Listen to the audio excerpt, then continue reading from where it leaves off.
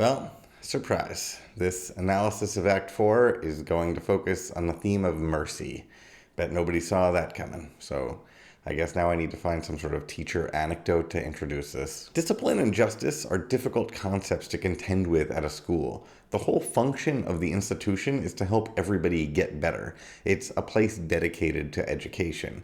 It's a place that should be sympathetic to human weakness.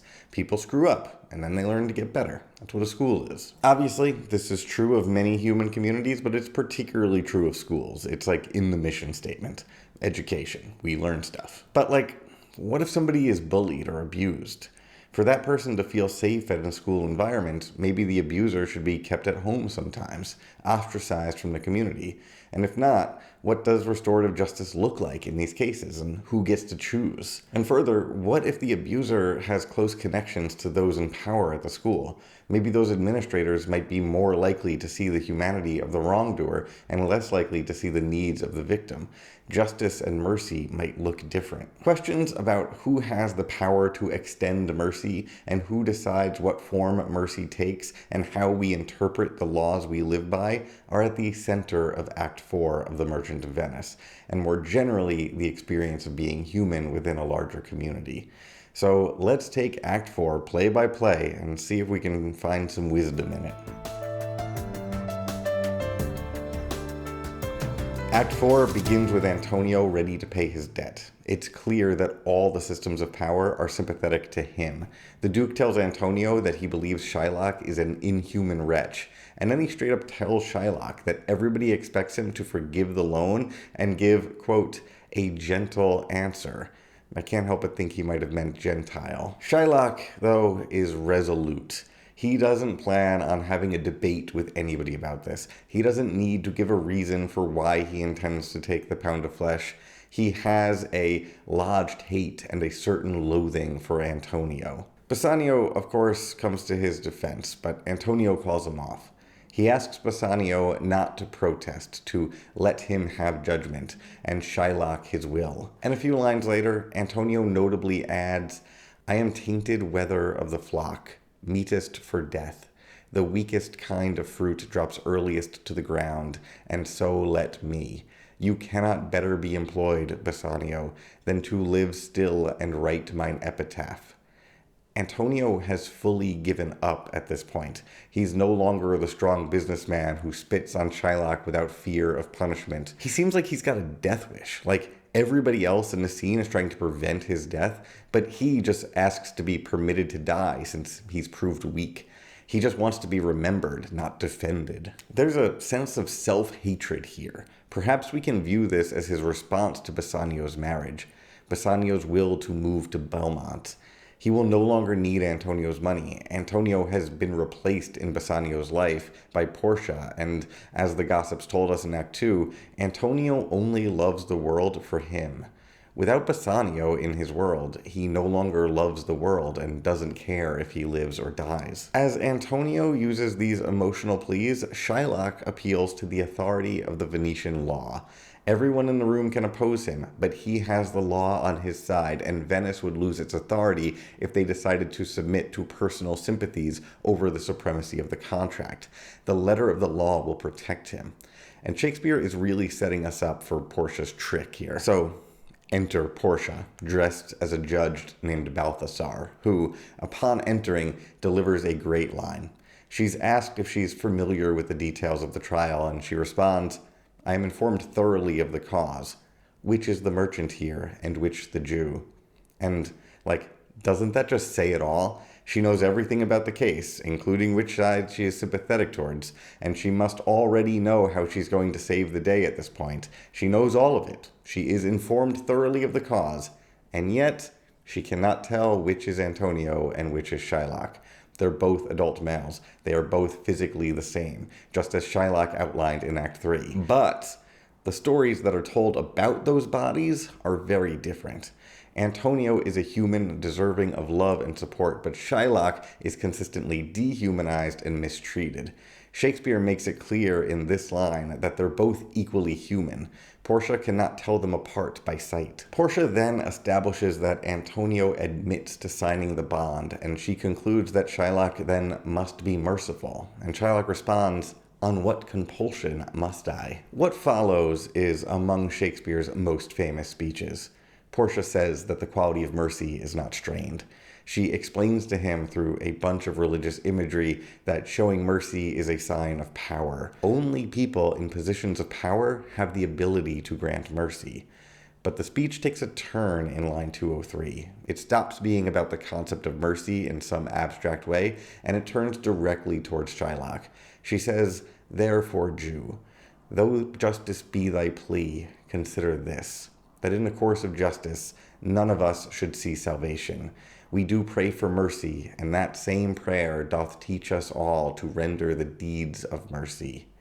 So rather than call him by his name, she calls him by his group identity that reminds him of the power structures outside of the court, and then seems to offer him a warning. If he wants justice, if he wants everybody guilty to suffer some punishment for their guilt, well, he should remember that all humans are guilty of something, and none of us would escape punishment. We all want forgiveness, and this should encourage us to forgive others. It's really lovely advice. Doesn't work, though. Well, I mean, maybe it does, but that's a debate for later. For now, it doesn't work on Shylock. He craves the law. He calls for justice instead of mercy. Portia, playing judge, upholds the supremacy of the contract, even though the money to pay Shylock back exists, and even though everybody other than Shylock believes he should take the money. And Shylock is just ecstatic at this.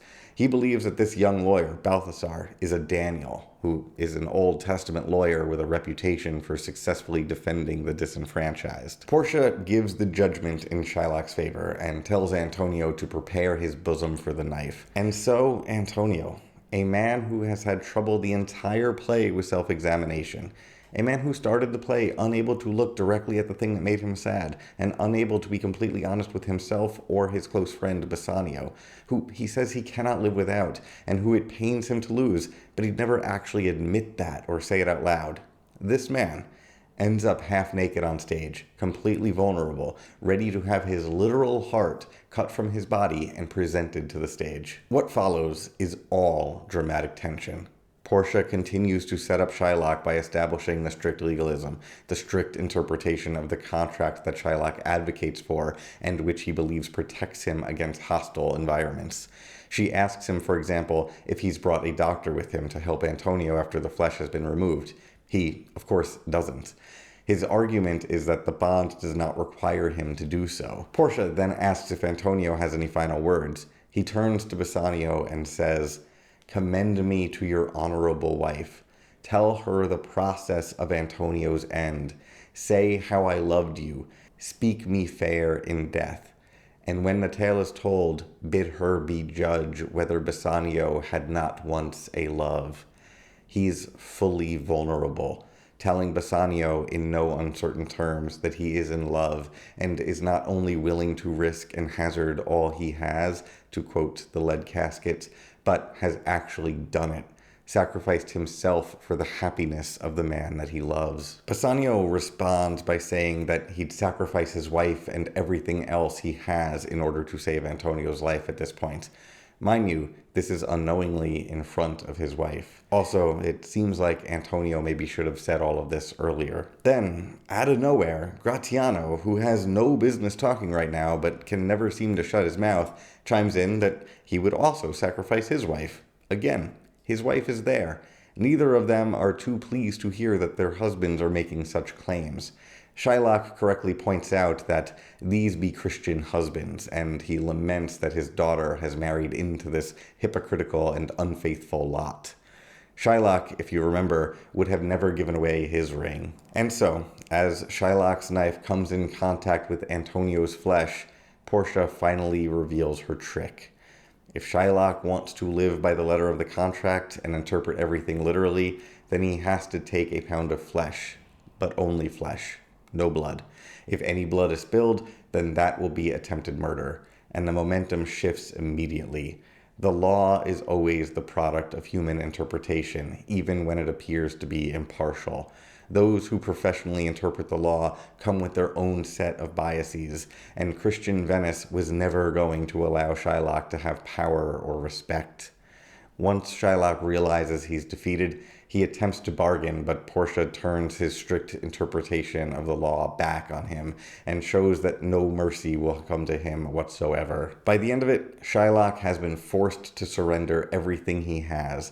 Portia's plea for mercy didn't work on Shylock, and it appears it didn't work on her either. She warned us back in Act 1 that she can easier teach 20 what were good to be done than to be one of the 20 to follow mine own teaching.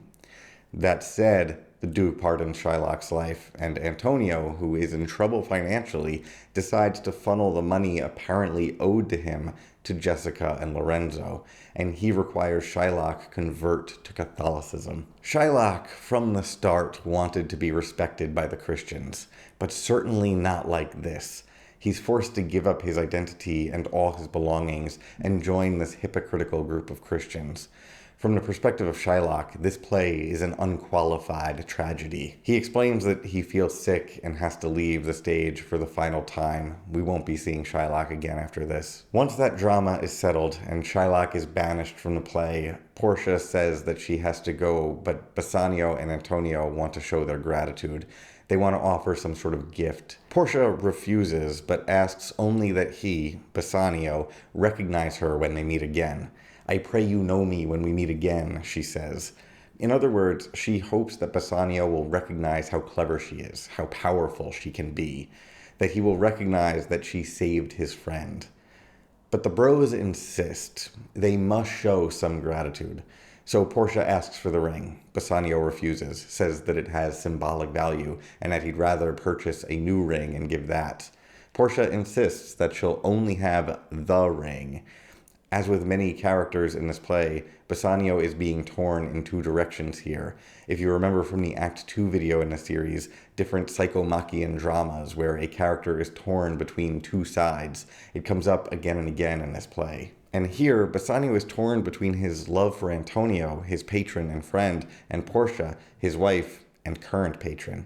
Antonio asks him, in no uncertain terms, to let my love withal be valued against your wife's commandments.